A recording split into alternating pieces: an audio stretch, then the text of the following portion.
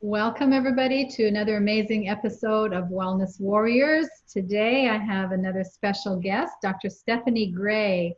Now, she is a longevity specialist, and she has a very interesting story to share about how she got that way and why she does what she does. So basically, she's a functional medicine provider who helps men and women build sustainable and optimal health and longevity so that they can focus on what matters most to them. She has a list of credentials, like she called them alphabet soup. I won't even try. But she has a doctorate in estrogen metabolism, which you know how I feel about estrogen. So we're going to talk about that for sure. But she's specializes in integrative anti-aging and functional medicine. She has a wonderful book called Your Longevity Blueprint, and we're going to talk about what it takes to live a long and happy life. So welcome, Dr. Gray. Thank you for being with us. Thank you for having me. All right, so we always like to start off our podcast by asking the big question. So there's usually a turning point from pain to passion. So what Sure. was your story and how did you get there? Yeah, well, I was blessed to be raised in the Midwest in what I consider to be a really healthy family. My parents always took us to see the chiropractor. We were self-employed.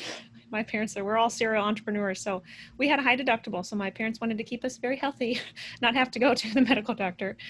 So I felt like I was in pretty good health. Always took my vitamins. My parents were growing wheatgrass juice on the counter. They weren't hippies, but they were into health. So I'm very blessed to have had that background. Yeah. Unfortunately, through grad school, I pushed myself a little bit too hard, started a business, had lots of stress, and essentially one day, again, having grown up in a healthy family, thinking that I was living a very healthy life, which for the most part I was. There were just pieces of my puzzle I hadn't figured out yet. I was sitting at my desk after seeing patients in the morning, and I got dizzy and disoriented, and my heart rate took off really fast. I'd had palpitations before, but I'd never had tachycardia, which is a medical term for fast heart rate. So I tried to push the button on my phone to call my husband. He's our office manager at the clinic, and I was so disoriented, I couldn't even figure out which button to push. So I remember walking down the hallway of my clinic, and my nurse saw me pale, kind of leaning against the wall, wondering what was going on. Long story short, I ended up in the emergency room with really fast heart rate and ended up being seen at Mayo Clinic. And I was told, you can take a medication to control this fast heart rate. And I said, I don't think so. I said, I got to figure out why I'm having this tachycardia. It was leaving me short of breath, dizzy. I was having insomnia because my heart rate, when your heart rate's going that fast, you can't sleep, you can't calm down. Right. When you can't sleep, your life falls apart. You have to sleep. Amongst this, while all this was happening, I was struggling with infertility. All my friends had multiple children, and I was failing to conceive, and I know why now. But in the midst of that, I figured I better figure out what's happening to me. So that's when I wrote my book. So I really had this moment in my practice where I thought I was able to help patients with functional medicine. There's so much that we can offer, but I really needed to create a blueprint or a roadmap to guide myself to healing. And I figured, why don't I write this book? Why don't I create this plan for patients as well? So they can focus on whatever system they need to, whether it's their gastrointestinal system, whether they need, like I needed to focus on my hormones. Maybe they need to focus on their immune system. Maybe they have chronic infections. There are various, we'll just say contributors there were to my kind of health crisis there, and there are for many patients, but functional medicine can be so overwhelming that sometimes patients don't know where to start. So I wanted to create a blueprint. And so that's where that was created. And that's where my passion was even more fueled, because I needed to fix myself. I love that. I love that. Now, we hear that term a lot, functional medicine or integrative, medical doctor versus conventional medicine. So can you explain the difference between the two? Yeah. So an analogy I like to use that I learned from a friend, chiropractic friend, Patrick Flynn, I didn't make this up, but I like to use it, is the carpenter versus fireman approach. So conventional medicine is the fire department. They're here to put out big, bad, ugly fires, and we need them. I had a fire, right? And I probably maybe should have taken medication when I was in the midst of a crisis, but there's a time and place for medication. The fire department only has two tools, though. They have essentially an axe and a hose, or they have drugs and surgery. And again, there's a time and place for those. Yeah. But upon discharge from the fire department, we're not always taught how to rebuild our body after the fire, or better yet, how to prevent the faulty circuitry that caused the fire in the first place. And that's where the carpenter, or we could say the contractor approach, comes in, as I describe in my book, right, to help us repair and rebuild our body. So functional medicine you can think of as more really as that carpenter. They're going to try to figure out, why illness occurred in the body and try to restore balance and get to the root cause of the problem and fix that dysfunction so you don't have the fire. Love that, root cause. That's so important. Now, in your book, you talk about the house blueprint concept. Can you describe that for us? Yeah. So even with myself, again, I thought I was healthy. I thought I was doing the right things. At that point in my life, I wasn't avoiding any inflammatory foods per se. Like I wasn't on a gluten-free diet. And I've now come to find out that gluten will trigger my fast heart rate. If I even get, cross-contamination, I'll have really high fast heart rate after eating those meals. So I've avoided gluten for years now.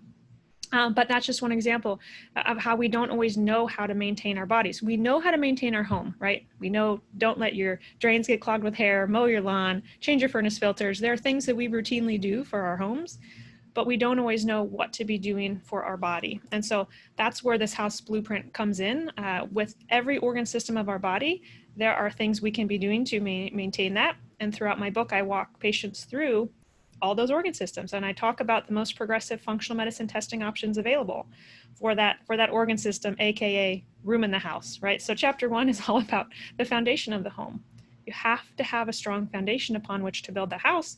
Same with our health. We have to have a strong gastrointestinal foundation, I say, to build that health. So that's where the kind of house blueprint comes in. I wanted patients to know that a blueprint does exist and we can walk them through that to help them regain their health. So how does somebody work with a functional doctor, or let's say they can't find a functional doctor and you describe tests in your book, how do they go about getting those tests? Well, having a provider makes it easier. Yeah. but there are, like, for instance, if you can't afford the testing or don't have access to a doctor who will order the test, you can try an elimination diet. And I do mention that also in chapter 1 of my book. You can visit the Institute for Functional Medicine.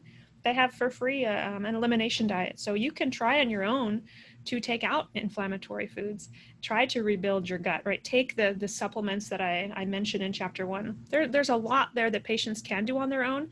It just helps streamline the process if you do have a provider who can run the test to guide you on exactly how you need to be changing your diet. Okay. Now you mentioned at one point you had issues with infertility, but you have a son now, correct? Praise God, yes. How old is he? He's almost 18 months. Okay. I can't believe it. Yeah. Wonderful. Yeah. So obviously with your interest in estrogen and hormones, yeah. What did you learn along the way? And now you have a beautiful son. So let's talk about hormones a bit. Yeah, so I had a geriatric pregnancy. I was older, 35, when I had my son, and I'm very thankful for that. And all was in God's timing. So He had it in His hands from the beginning, but He did give me the tools. To make a long story short, I had endometriosis, which is related to poor estrogen metabolism, right? Which can also lead to breast cancer, right? So what I didn't realize also at that point in my life is that my stress was robbing me of progesterone. I needed progesterone. And to be honest, I used to be ashamed at admitting this, but I'm not anymore. I needed progesterone through my entire pregnancy. So literally my entire pregnancy. Some women only need it first trimester. I took it up until a week almost before I delivered. So I really needed progesterone. And what had happened, I was in such a fight or flight. I didn't even realize I was in such a fight or flight state. My body's stress was robbing me of this protective progesterone. Yeah. So I couldn't get pregnant, and to maintain the pregnancy, I needed to continue to take progesterone as well. And I did proceed with surgery. So I did use the fire department for endometriosis. I actually sought out some specific surgeons out of state who had a very specific, I don't know what you want to call it, technique, a non-scarring technique for the endometriosis, but I made a lot of lifestyle changes. Dairy-free. I had been gluten-free for years, but until I went dairy-free, I couldn't get pregnant. 6 months after being dairy-free, I got pregnant. So Wow. dairy contains levels of, we'll say, toxins, right? The plastic container the milk comes in, unfortunately, the cows many times have been injected with growth hormones. The cows eat grains that have layers of mold toxins on them that have been sprayed with herbicides and pesticides. There are layers and layers of endocrine disrupting chemicals that can actually lead to higher estrogen in a bad way. Estrogen's not a bad hormone. We need some estrogen. But no doubt, all the dairy I had eaten throughout my life, all the toxic personal care products I had used, all the hair straighteners, all the chemicals I had used throughout my life had further worsened that state. Where I had this abnormal growth of my tissue, and then, compile that with all the stress robbing me of progesterone. Your body doesn't make mistakes. My body was saying, you're not in a good state to have a pregnancy right now. And I made significant, lots of changes in my life. I got rid of, chlorine soaked tampons, and I made lots of changes along the way. But thankfully, I was able to conceive, and now I empathize more with my patients, right? Through the struggles that we experience, that helps us empathize. Through suffering, we develop all kinds of things. So easy to say now after the struggle you go through, but I think many people say that when they're on the other end. Yeah, that's right. It's a gift. It's a learning process, and you grow so much through that process. So let's talk about estrogen. And I know with breast cancer in our community, breast cancer has been vilified. I mean, our hormones have been vilified. Yeah. And there's so Definitely. much fear when it comes to women's hormones. So let's talk about, how healthy hormones and balanced hormones can actually have a very preventative effect in developing breast cancer, and what kind of hormones, chemical hormones, do we need to be aware of and avoid in order to prevent breast cancer as well? Yeah, so I'll try to answer that. You'll have to bring me back. That's a big question, I know. Long-winded. So you started saying hormones, and specifically estrogen, has been vilified, right? Mm-hmm. So if someone had an estrogen receptor positive breast cancer, I would never give them estrogen. I'm not going to give them something that's going to that's going to feed that cancer, right? But estrogen doesn't cause cancer. So natural estrogen, just to be clear, does not cause cancer. If we've talked about this before, but if estrogen caused cancer, then we'd have a bunch of, teenagers running around with cancer, because they're the ones that have the higher levels of these hormones, and men included. Like testosterone doesn't cause prostate cancer, right? If it did, we'd have a bunch of young teenagers running around with cancer. Mm-hmm. Hormones are actually very protective. They're anti-inflammatory. They're neuroprotective. They're important for cardiovascular protection and for bone density. We need hormones. It's unfortunately, the 90-year-old woman with the low estrogen that's at a greater risk for breast cancer, right? Postmenopausal patients have greater risk than pre-menopausal patients. So hormones they shouldn't be demonized. Unfortunately, what gave them a bad rap was the Women's Health Initiative study, right? That was done on something like 17,000 women, right? But there were a lot of problems with that study. So what providers now do is they villainize estrogen based on that study, but it's only that synthetic estrogen should be villainized, right? Mm-hmm. So what was used in that study was horse urine, and it was synthetic estrogen taken orally, right, by mouth. Anything you take by mouth has to go through your gut and your liver, right? So we can give estrogen and not cause, unfortunately, the side effects that were seen in that study if we don't replicate what was done in that study. So we don't want to give synthetic horse estrogen. We don't want to give estrogen by mouth. And so that's what I don't do in my practice. There are postmenopausal women who need estrogen replacement for their memory, for their bones, for vaginal dryness, for symptoms. So estrogen's not the devil. It's just I don't want to give, and I don't give the synthetic estrogens that kind of cause that bad rap that estrogen has received. So how do we know if our hormones are balanced or not? What kind of testing do you use? So in my practice, I look at two things. I look at symptoms and labs. So if patients come in and many times they just say, I'm a hot mess. Something's off. I'm not sleeping. I'm having hot flashes. I have depression. I have weight gain. Usually symptoms can clue me in if patients have hormone imbalances, but I don't like to guess. I like to test. And so we can dive into this if you want, but there are several ways to test Absolutely, yes. for hormone imbalances. So there's blood testing, there's blood spot testing, there's saliva testing, there's urine testing. I say the Cadillac of all testing is urine testing, because then we get the hormone levels plus the estrogen metabolites, right? We keep alluding to estrogen metabolism, which is just a term for estrogen detoxification, or how our body's getting rid of estrogen. Because we want estrogen to bind to our receptors and cause good things to happen, but then we need that to be able to get cleared out of our system and not cause congestion and lead to cysts and fibroids and cancers and whatnot. So in a perfect world, it's not covered by insurance, but I like urine hormone testing. There are a couple caveats to that though. So in a younger cycling woman, we need to make sure we're testing her a week after ovulation. So I usually do that test about one of days 19, 20, or 21 of a 28-day cycle. So urine testing is wonderful because it gets us the estrogen metabolism, and thus we can somewhat predict future risk of breast cancers. We want to see what that looks like. And the good news is, if found unfavorable, unlike genetics, we can change. we can change those markers, and we can talk about how to do that. But I'll go back for a moment here, because there are also strengths in saliva testing and in blood testing. So in postmenopausal women, hormones aren't fluctuating like they are in cycling women. So blood testing does have its strengths. So sometimes I do blood testing in postmenopausal women. A lot of times we just find that the levels are low, 0, 0, 0, low across the board. But there is a time and place for serum testing, and there's a time and place for saliva testing. This is particularly useful for cycle mapping for patients who are having symptoms throughout the month. So maybe they're having headaches with ovulation or headaches preceding bleeding. Maybe they have raging PMS before bleeding. With saliva testing, we can assess levels every couple days, the entire month, while concurrently the patient is logging their symptoms. And then we can match symptoms with labs and see what's happening. Is the estrogen going up or down? Is progesterone going up and down? What's happening when patients are having those symptoms? So saliva testing can be very useful, more useful in the cycling woman, right?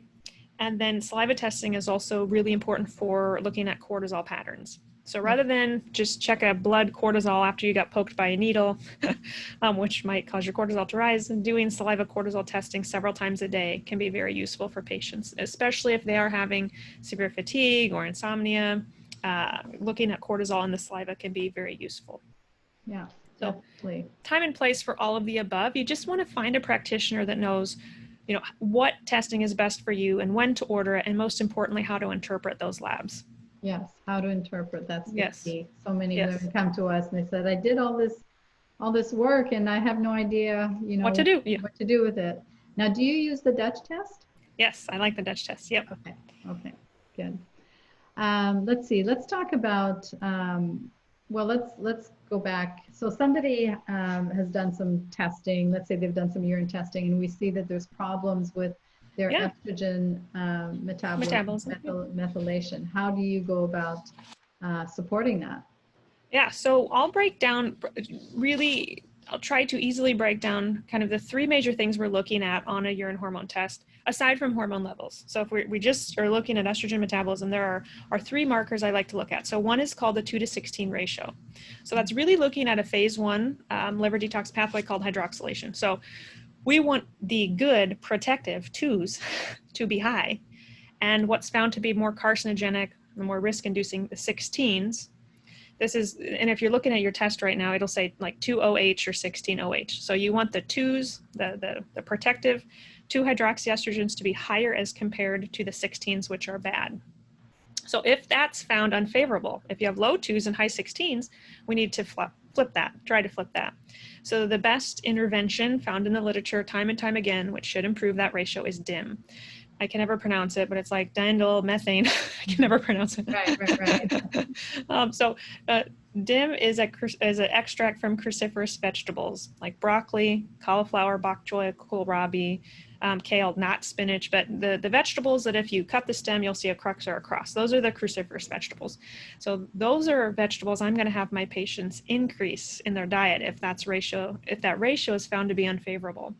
The question I always get is, but I've read those are goitrogens, and I have a thyroid problem, so should I be taking those? And what the research shows is you'd have to eat a lot of those vegetables raw to actually have an antagonistic or a negative effect on the thyroid. I never seen patients eat enough of those to, to Totally impact agree. thyroid. Totally agree. Yeah. So I appreciate my patients wanting to be vigilant on, not doing anything that's going to impact the thyroid, but avoid gluten and soy. And there are other things you can do that are more important for your thyroid than avoid cruciferous vegetables. So I tell my patients, buy a head of cabbage or broccoli or kale every week, more if you can, and go through that every week, right? So if diet changes alone aren't improving that 2:16 ratio, then you can take the supplement. You can take DIM.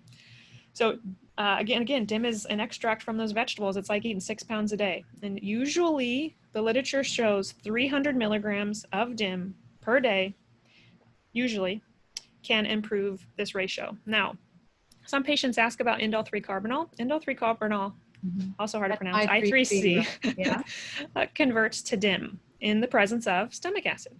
So if you are not on acid blocking medications, will I3C work? Hopefully. A lot of the initial literature was done on I3C, and some has been done on DIM, but we assume a lot of that initial research is true for DIM, not just for I3C.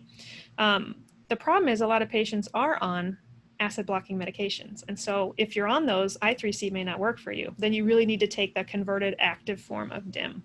Yeah. So that's what we do for the 2:16 ratio, which is 1. That's number 1. Okay. Which is one of the estrogen metabolism markers. Another marker that we look at, you alluded to, methylation. So we also look at methylation on testing. And I use the Dutch test through Precision and Analytical, and I also use Genova, kind of whatever's cheapest for the patient. Right. Both are great tests, but both will have a good pictogram or gauge of methylation. One's methylation. So you want your methylation cranked up. If it's lower, then we want to give you methylation support, which usually comes in the form of methylated B vitamins. If patients can tolerate them, sometimes they can't. Sometimes they get jittery or revved up, whatnot. With methylation, other things that are important to look at are genes. Some of us have genetic SNPs where we're set up for poor methylation, which is another, we'll just say, estrogen detox pathway. It's more phase 2. So if methylation is poor, we give methylated B vitamins, not synthetic B vitamins, but the methylated form of B vitamins. So methylcobalamin, which is B12, methylfolate. Sometimes I'll use betaine. Sometimes I use SAMe. Sometimes I have to get creative with methyl donors, but most patients can tolerate B vitamins for methylation, improving methylation. And when we're improving methylation, period, that's not just for estrogen, that's for everything. You're going to be hopefully able to better detoxify from chemicals. We're not just going to improve your estrogen methylation, we're going to improve methylation of other things in the body, which is good for health in general. So that's the second piece of looking at estrogen metabolism. And more recently, we have found that the most dangerous piece, the third piece, is looking at a marker called 4-hydroxyestrone. So what can happen there, unfortunately, if oxidized, this marker, if it's elevated, it doesn't mean you're going to get breast cancer on your test, but it's going to alert your provider that, hey, we need to do something about this before this can lead to DNA damage, which we know can then lead to cancer. So if that marker, if this 4-hydroxyestrone is elevated, to protect someone against that oxidation that can happen, which can lead to DNA damage and cancer, we give antioxidants. So the top antioxidants in the literature that have shown to protect against that are resveratrol and N-acetylcysteine. Again, I think if newer research could be done, I think glutathione would be just as effective, but the literature that I've looked at supports use of N-acetylcysteine, which I do use in my patients if they can tolerate it. Some patients are prone to kidney stones and other things, for which we would use glutathione instead of N-acetylcysteine, but resveratrol and N-acetylcysteine and glutathione are things that I would use to help protect that patient from that marker, we'll just say oxidizing. Hard to explain that, but that's kind of the layman's way of. Right. Now, do you, because NAC is a precursor to glutathione. Yeah. And so if they can't do the NAC, so what kind of glutathione do you recommend? Do you use liposomal or IV, or what do you recommend? All of the above.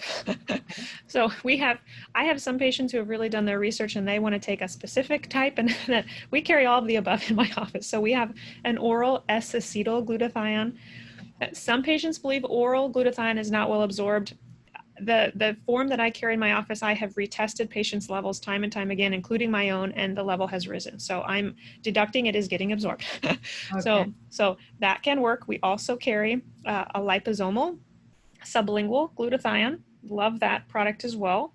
And what's nice with the liquids is we can titrate the dose on patients. So they can start, especially if they're really sensitive, with a really low amount and then work up.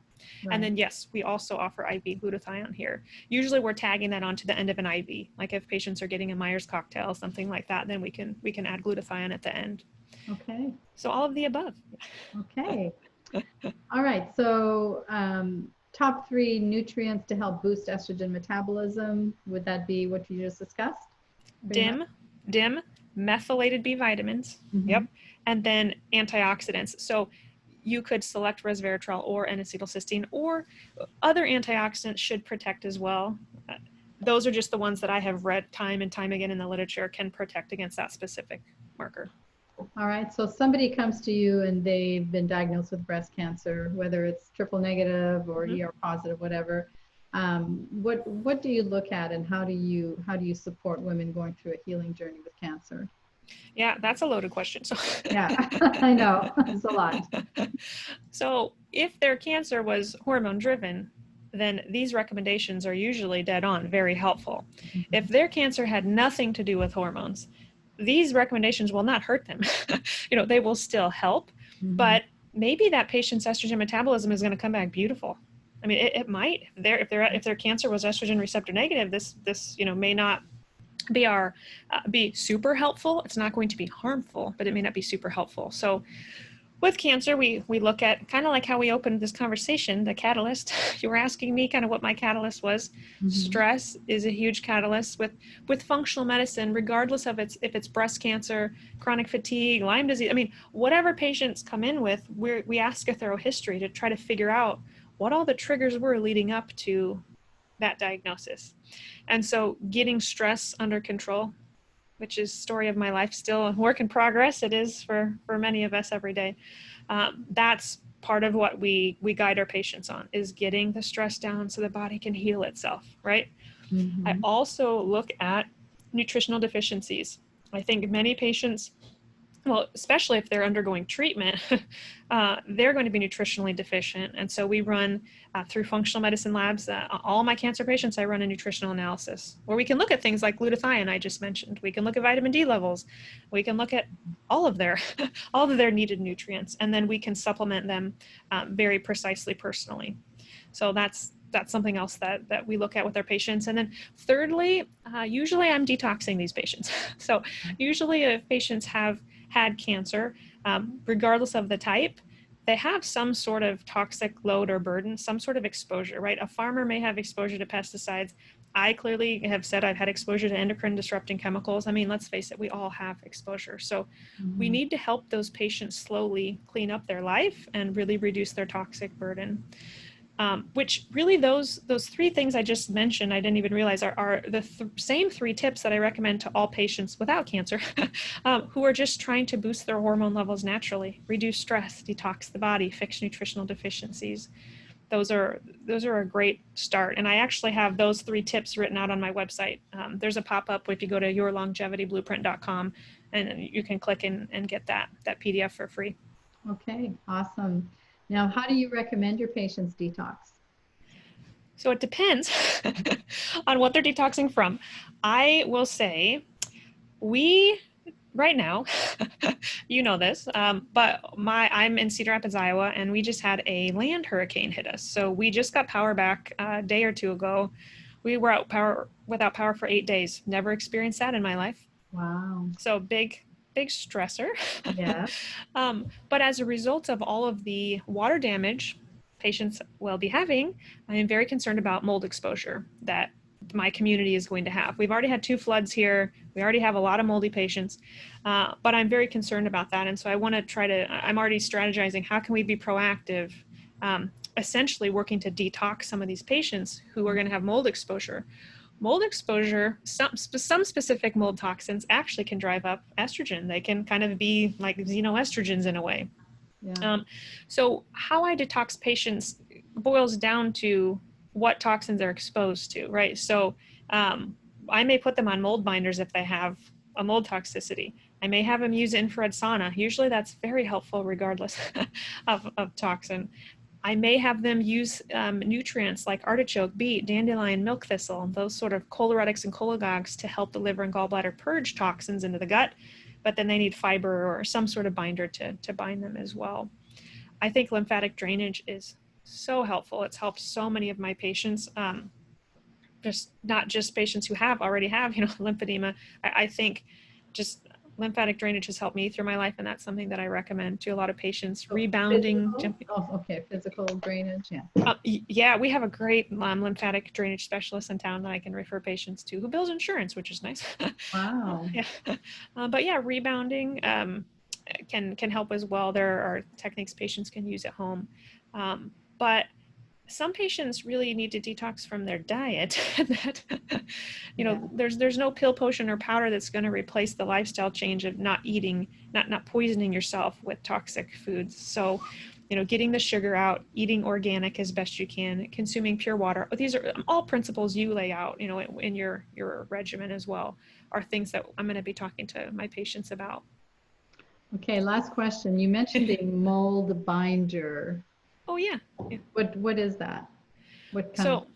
Yeah, so depending, I'll try to keep the answer short there too. So there are various agents that have an affinity to bind mold toxins. So we're talking things like activated charcoal, bentonite clay, even silica, pectin, some fibers, and then there's a medication called cholestyramine, which is actually a medication for lowering cholesterol, which I don't use in my patients to lower cholesterol, but it can be used short-term for certain mold toxins to bind the mold so that they can get it out of their body. So, I don't just put patients on the binders without having tested them. So we can test them to see which toxins they're dumping into their urine and then select an appropriate binder, because they really need to remove themselves from that exposure. But I mean, right now in our community, there's like a 2-year wait to get a roof because hundreds of thousands of people have been impacted. Wow. So if people are going to have water damage, I want them to know that there are some, in essence, short-term band-aids, right? But if we can bind the toxins and get them out of their system before they start accumulating, hopefully they won't experience such drastic potential chronic disease as a result of this. So. Well, Dr. Gray, you're a wealth of information. I've really appreciated what you've shared with us, especially about hormones. I think, the more our community hears about our hormones are so important for vibrant health, that Yes. you don't need to fear them. And everything that you talked as far as, longevity and detox, everything, I mean, it fits right into everything that we've been preaching for 8 years. So great job on that. So where can women find you? Yeah, sure.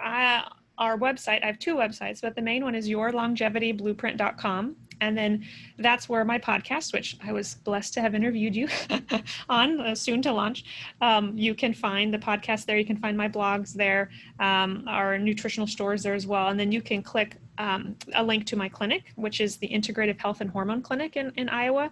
You can connect the websites, but that website is ihhclinic.com. And then links for all my social media are there. You can follow me on Instagram and Facebook. I am eager to share, as you probably are as well, all the podcasts, because we get to interview such experts. I just want to get all that information out to the public and share the wealth. Yeah, that's great. Well, thank you so much for all that you do, and we will definitely add your clinic on our clinic referrals because you're doing some amazing work. So thanks you so very much for your time. All right, everybody, till next time, this is Dr. V sending you a big healing heart hug. Bye for now.